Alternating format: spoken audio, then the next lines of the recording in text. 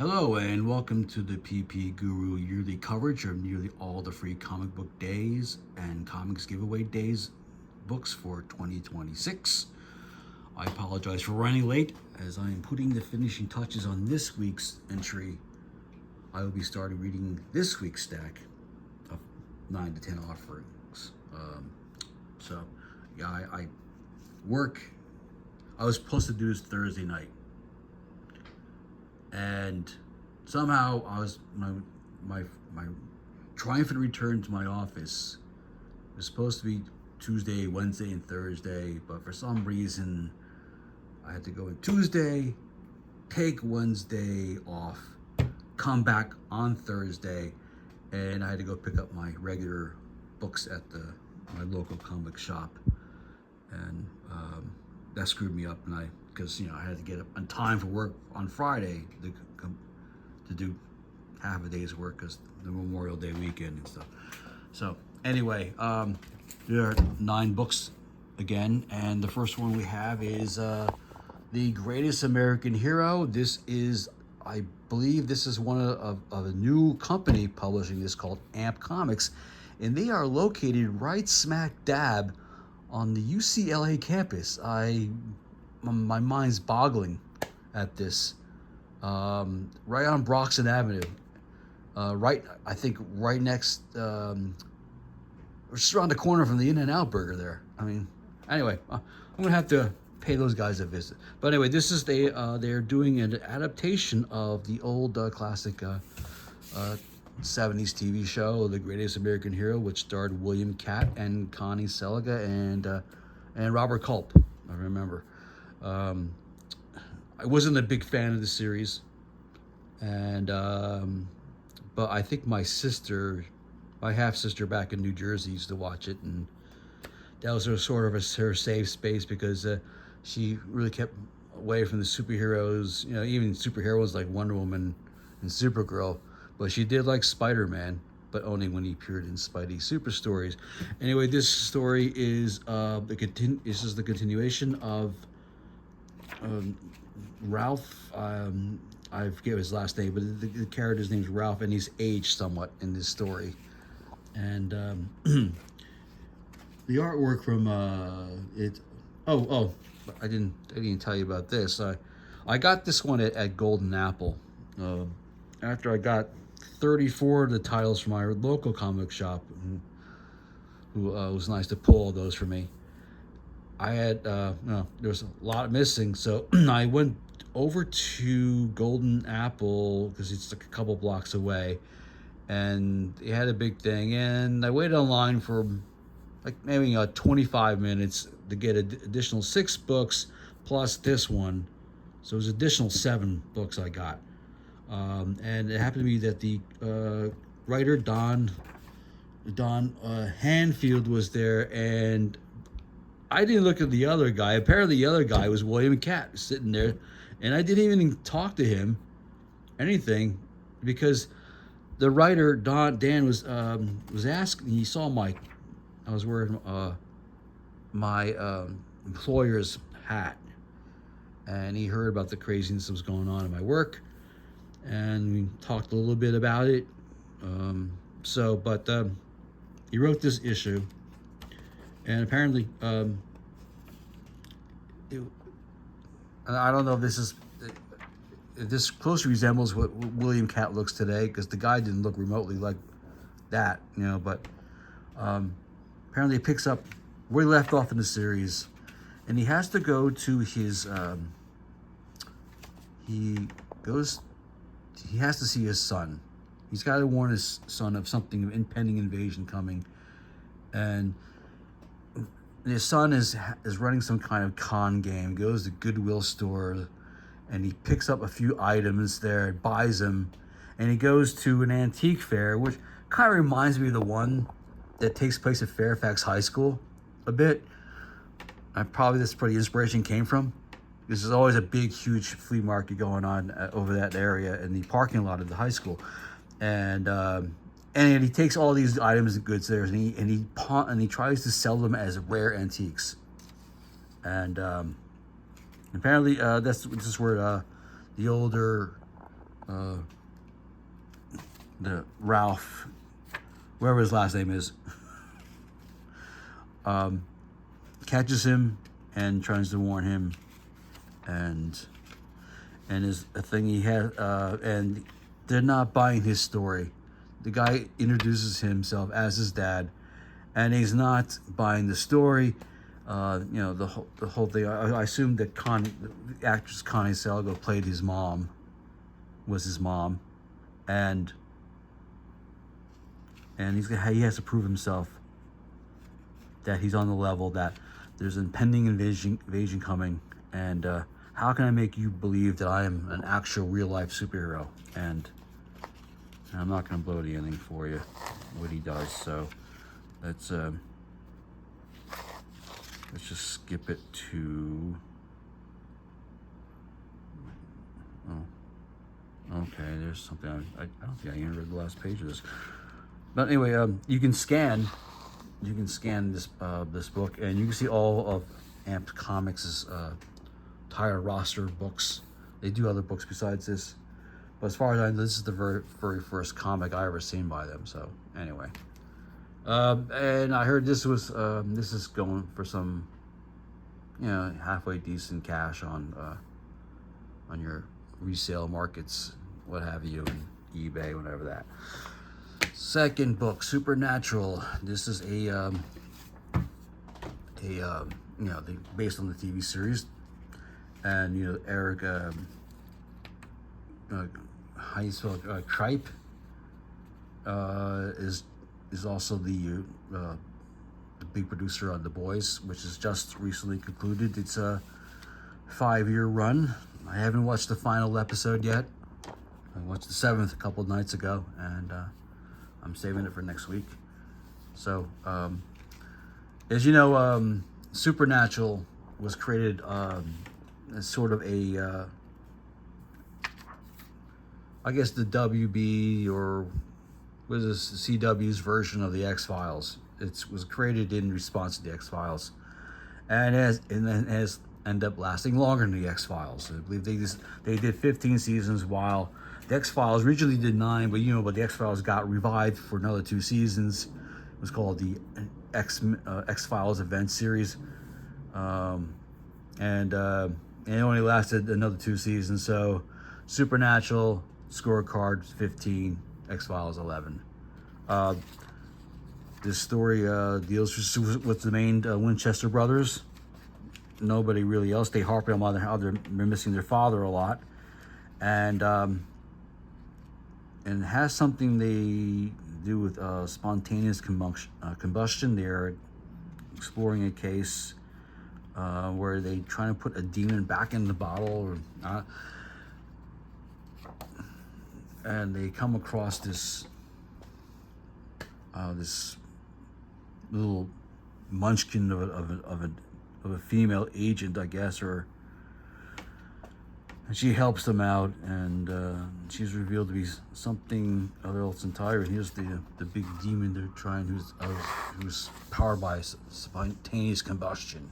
It appears out of nowhere, it's a fire, and I guess this sets up the whole big thing for the comic book series to explore as the storyline continues to a trip to Las Vegas, and there you have it. This is just mainly just a reprint of the first issue. You probably have to pay maybe up to $10 now, depending on the variant covers. The 102 variant covers they put out for these books. All right, there's that. Number 3, Avatar, Legends, and Minecraft. I'm waiting for the live action series to drop its 2nd season, which I believe it's the end of next month that it debuts, and I don't know who these characters are. One is Roku, and Master Sud. Okay, and their task is that a earthquake has happened, and it's triggering a mudslide coming down the mountain, and basically they have to go and saved the village from being engulfed by it. And of course, mud is not on the menu of how they can use their powers: earth, air, fire, and water. But they worked their way around it, and it was okay story. I mean, I watched a lot of the animated series, maybe a handful of episodes here and there, but I do like its sequel, The Legend of Korra.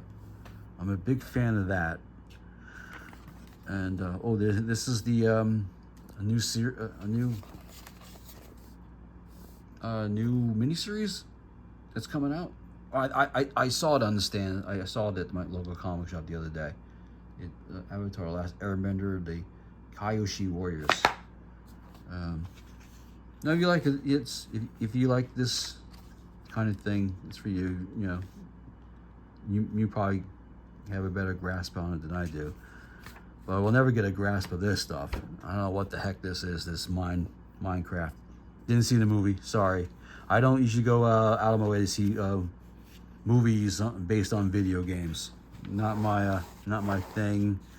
The only thing I really like watching that has connections to video games is either Devil May Cry or there's the other one, the Castlevania. That's the only thing that I'm really into, because, you know, the way it's dramatized. But I can't make any sense of what's going on here. I don't understand why the characters are cubed and everything. And I think my niece likes this kind of stuff. I think she was a big fan of the game. But, you know, if I hand it off to her and she reads it, maybe she'll explain it to me. Because that's that issue. Locke Key. This is a Comics Giveaway Day edition, and it's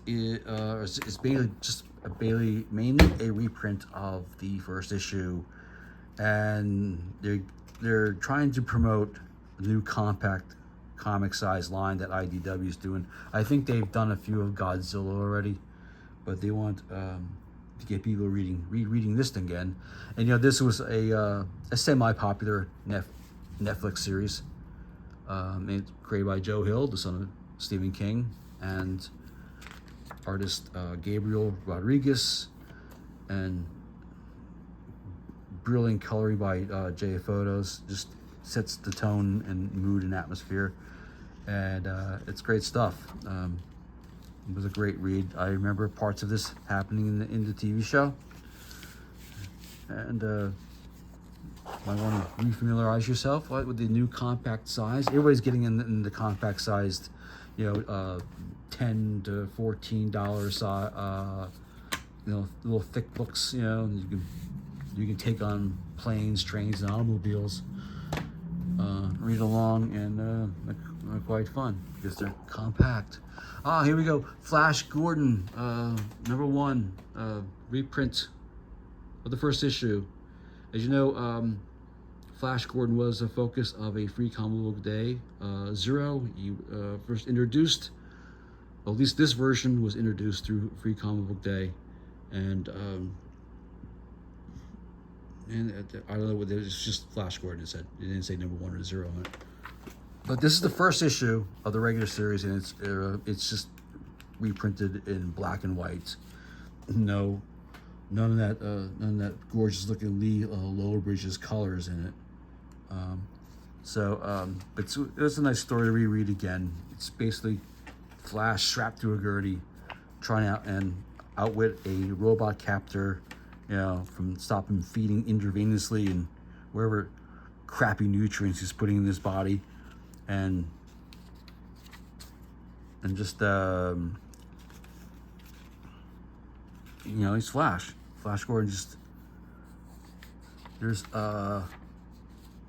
interesting things here.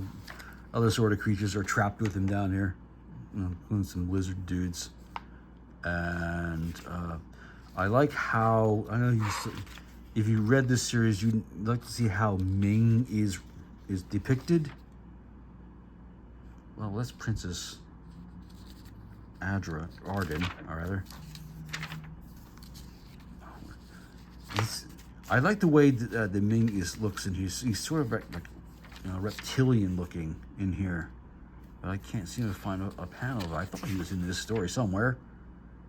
Oh. Anyway, he's quite a unique looking. Ming the Merciless is quite unique looking in this series, and I'm glad they did it. They depicted him this way, rather than the old, classic, Fu Manchu Oriental looking thing. The last last 5 pages of this book is the Phantom, and this is a 5-page preview of the first issue, which you'll also see in color. I believe it's the same person who colors Flash Gordon colors this book, and this was the darling hit last summer. Was the Phantom Free Comic Book Day. That had a 0 story in it that was pretty good, and he's it's good to have the Phantom back in comic book form. He's one of my favorite ever characters, all-time favorite characters. Keenspot, Spotlights. Now, when I picked this up, when I saw the cover of this, I go, that guy looks remarkably similar to Colin Baker, the guy who played the 6th Doctor on Doctor Who. I mean, that's what I thought. I was thinking, wow, did Keenspot get the license to do Doctor Who? But no, it's simply some model that Mark Spears used. And, Mark Spears is the creator of a vastly selling independent comic book called Monsters. They boast that it outsells Marvel, but I have to go look at the actual numbers. I don't know if my old editor at Comics Buyers Guide, John Jackson Miller, still does those reports, but I just like to look at the sales numbers for these books. So this is how Mark Spears constructed the cover. Thumbnail, 3D models, and layers of computer imagery, and I don't know if can you determine that this is AI generated or not? Well, anyway, he's got a big long interview with him. I thought it was very impressive. He funded this after getting so many rejection letters. He tried to do some issues to Spawn. He's always dreamed of working on Spawn with Todd McFarlane. I mean, he thought he'd be one of his artists and stuff, but he kept getting rejected by every major company, and so he started a Kickstarter fund to finance Monsters, and lo and behold, it'd sell like freaking hotcakes. And you never know, man, and the word caught on, and people wanted to latch onto this book. And it's a sort of a great American success story, and here's what I found the most noble about the whole thing is that his entire family helps out with the production of everything he puts out. I mean, the wife is there, the sons, his kids are help running the fan club and everything, and it's just it's joyous. It's just so enjoyable to read about stuff like that. So, but anyway, here's this stuff that's coming up, and he also talks about Midnight Man in here. It's like a sort of like a comic book character. It sort of reminds me of Black Terror a bit, but you got these crazy things going on here. And but anyway, the rest of the book is a mishmash of other things here. Ted Seeley's involved with this book, And whatever you do with this issue, do not take this poster out. Otherwise, you'll devalue the price of the book. And listen on Spotify. Okay, I didn't see that. Is he doing a like a classic radio show based on this thing? I don't know, but I'm gonna investigate that later. Don't take that out. And here's a Mike Diodeo Jr.'s contribution to the company. He's doing some Jade Warrior stuff. The only one I was really impressed with of this project that's in here is this story here, Greenhorns. This looked interesting to me, not only because this artwork sort of reminds me of Rick Geary. You know, the guy who used to do all those big book of conspiracy, big book of urban legends, big book of the DC Piranha put out in the mid 90s. His artwork sort of reminds me of him, and he's got all these acerbic, wacky characters in here. Siamese twin, and it takes place in the Old West, so maybe it's got like a little bit of a Wild Wild West charm to it. Maybe I'll look into this. I'm gonna investigate this because this looks intriguing. And anyway, that's what's this little thing? Owen Gandy. Oh, there's another big project in here that is somewhat getting word of mouth, and that is Otter Squad. All right, so I've heard of this. I've heard it mentioned in a video. I think it was Comics Reviewer. Anyway, that's that. Stitch. It's a Disney. This is a reprint issue, just like the Supernatural one that Dynamite Entertainment put out. And it's just it's a passable story for me. I think little kids will find it fun to read through. I don't get it's Hawaii. These aliens have come to Hawaii. Stitch and another guy named Dr. Jumba. Oh yeah. What the weird thing I found reading stories is, wait, they have mimes in Hawaii? I thought that was weird. But unique. And it's basically a story. This guy invents this evil alien villain that came with Stitch. It developed some kind of crazy hair serum, and it's some kind of pheromones, or people become attracted to its pheromones.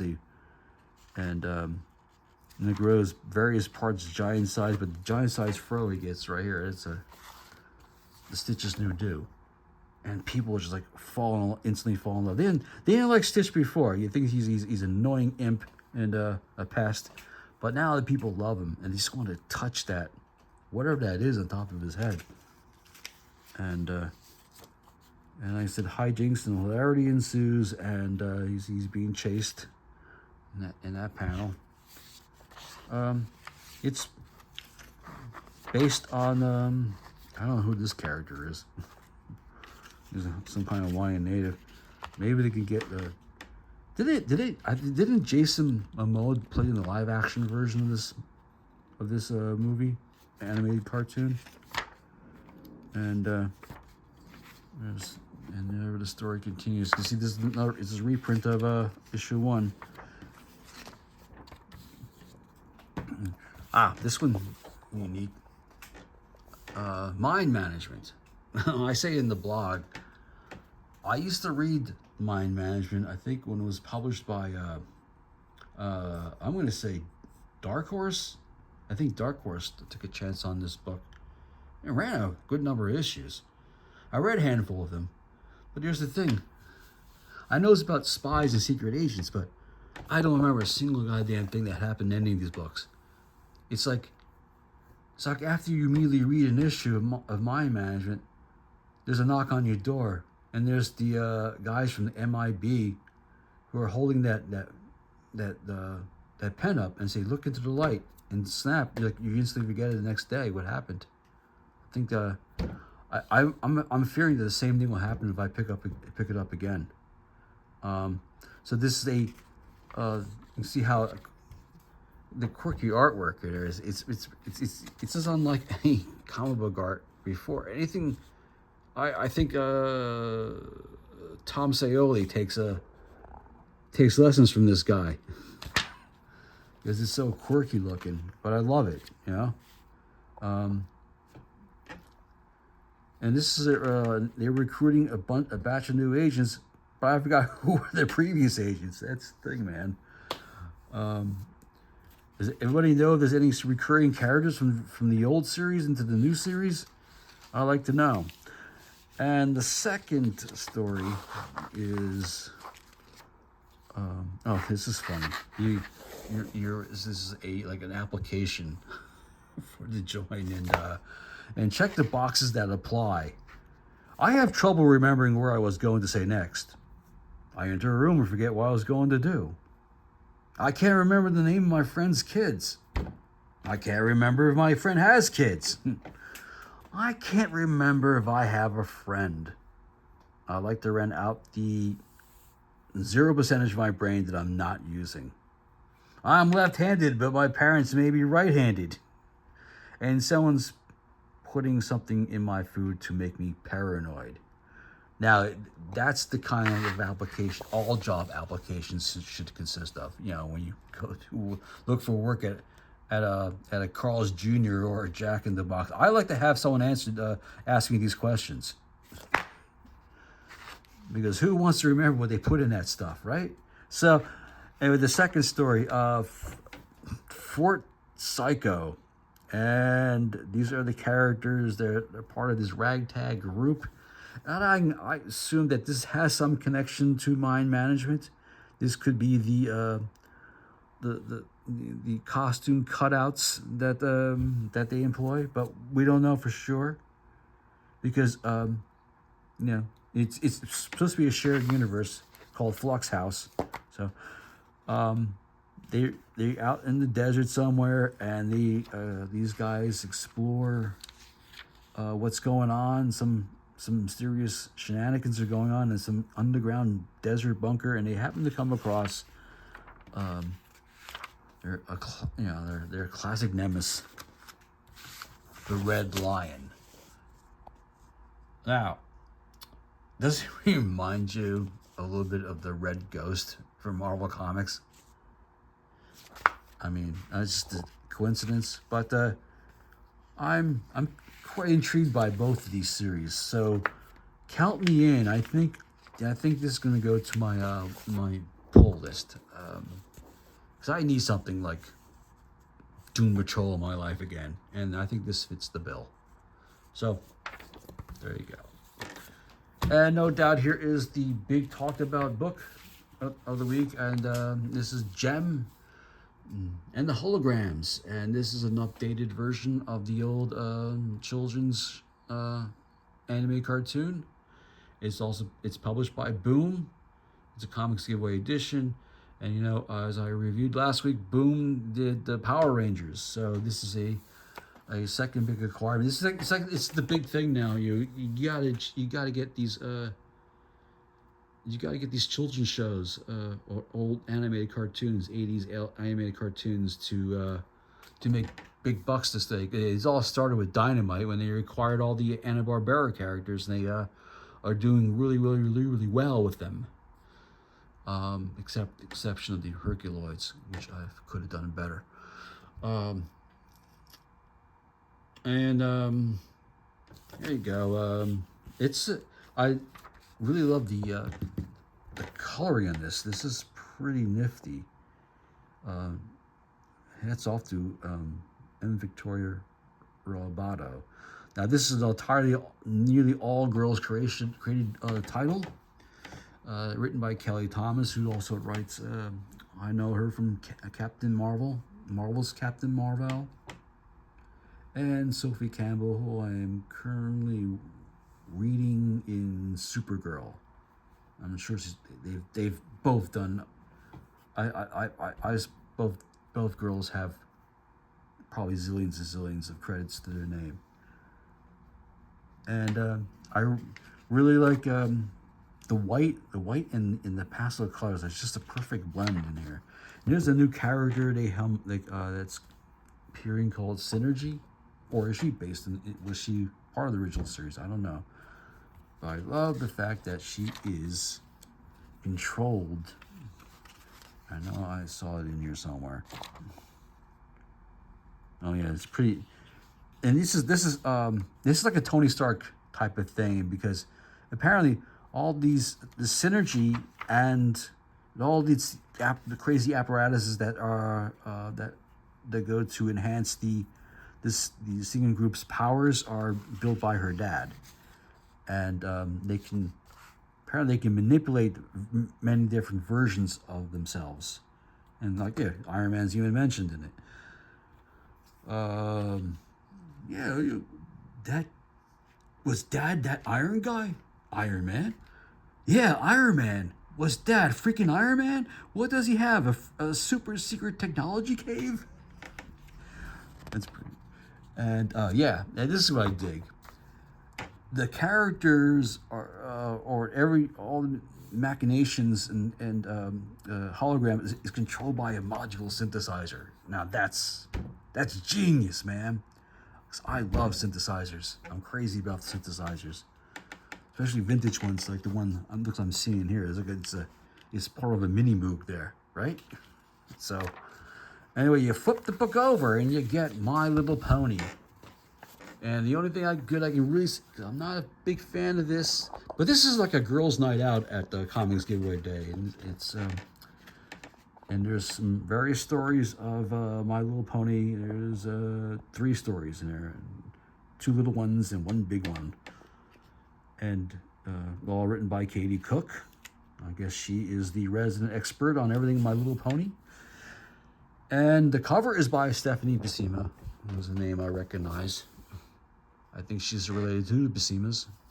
I think either John or Sal were her uncles. I don't know, maybe. It's so we can verify that. But of course the colors are good. And that's all I got for you this week. So next week, I think I'm gonna be getting additional 6 titles in the mail? Or is it 5 of them? I'm missing 7. No, I'm getting 5 titles in the mail. They're all the Utah ones that I wasn't able to get, and another anime one. Oh yeah, I missed out on a lot of the anime this year, so I had to mail order them. And one that 10-speed press is doing, I think it's called Magic Man. But it doesn't look good for me on getting that pizza and taco and that Sumerian one. So I'll guess reconvene next week. Hopefully I can get it done on Thursday next week. Okay, good night.